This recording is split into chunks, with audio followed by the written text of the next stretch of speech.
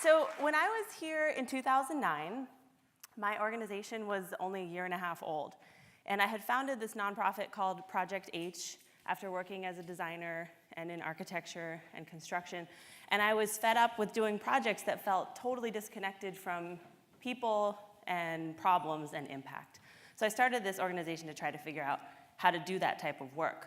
So when I stood on the stage 7 years ago, I really deeply believed that design could change the world.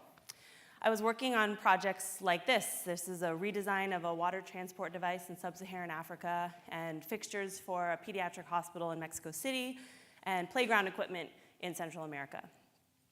And it was here at PopTech, though, where I was first challenged to do better than this. One of the advisors in the Fellows program asked me, Emily, where's the beef?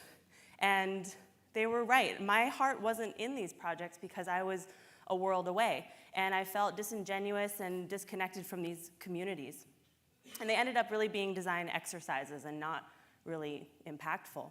So I left PopTech and I vowed to myself that I was going to find a way to do better and to go deeper and to do more honest work. I didn't know exactly what that would look like, but I knew what I wanted it to not look like.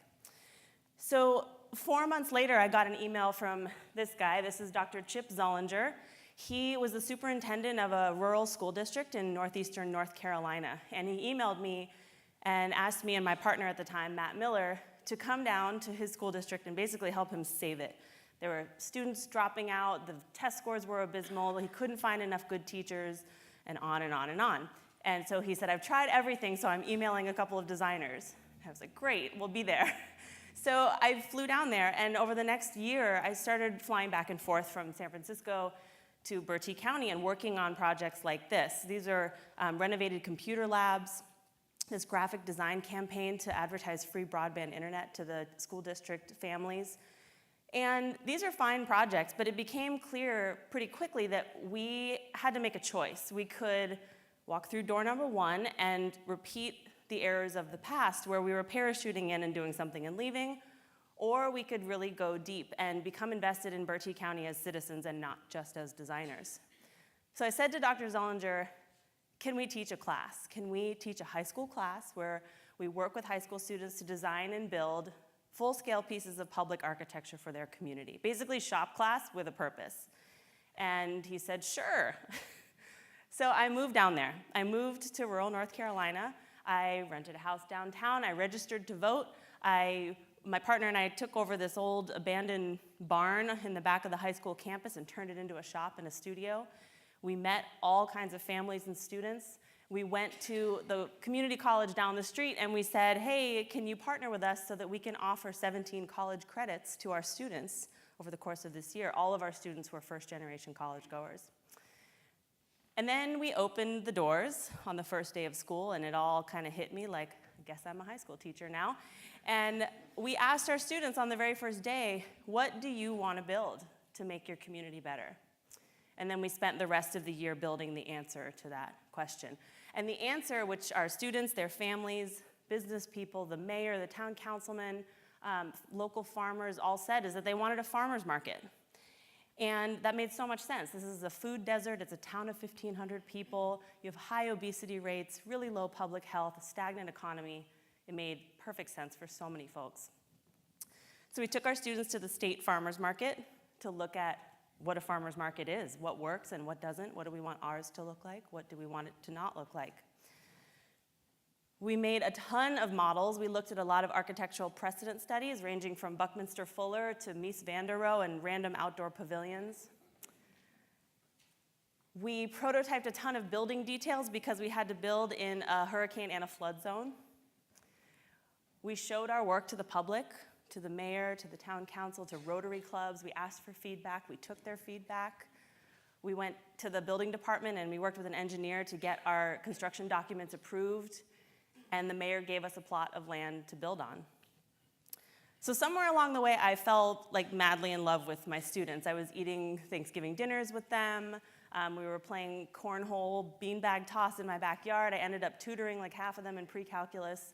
And it was that bond that carried us through the year and actually into the summer, because on the last day of school, we had designed this thing, but now we had to go and build it. So the day after school got out, we hit the construction site. We dug holes for what felt like an eternity.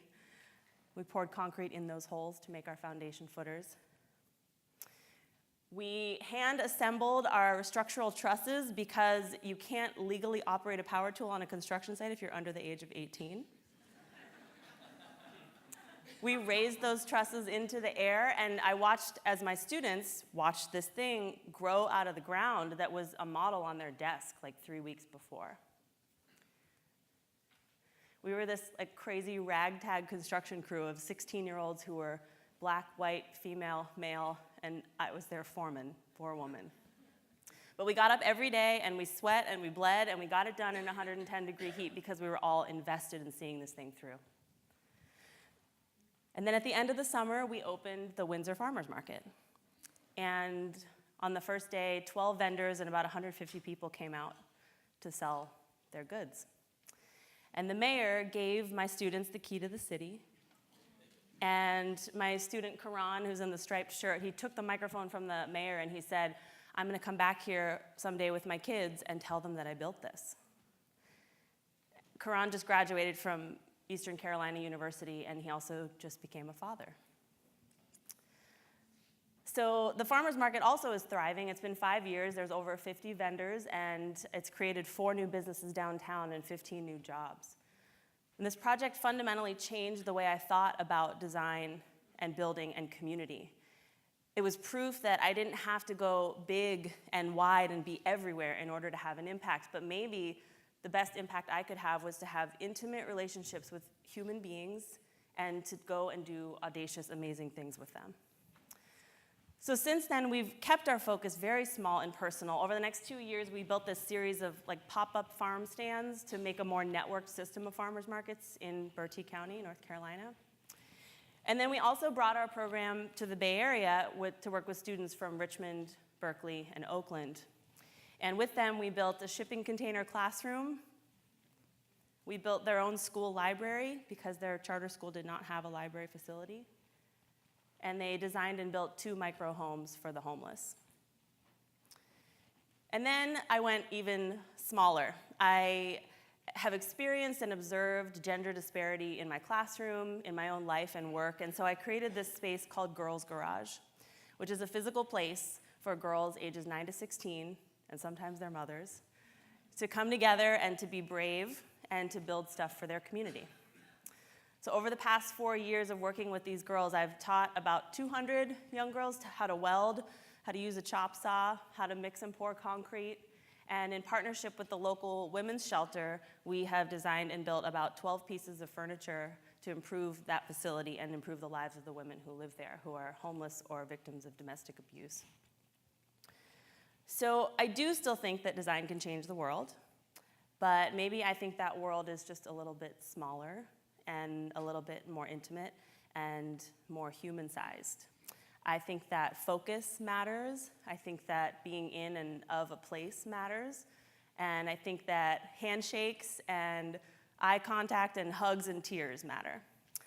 I don't personally know how to have an impact from far away or by dragging and dropping some franchise, but I do know that I can have an impact by knowing the fears and traumas of my students, and that when my 10-year-old girls come to me and say they want to build some impossible thing, that I get to be the one that says to them, yes, let's go figure it out together.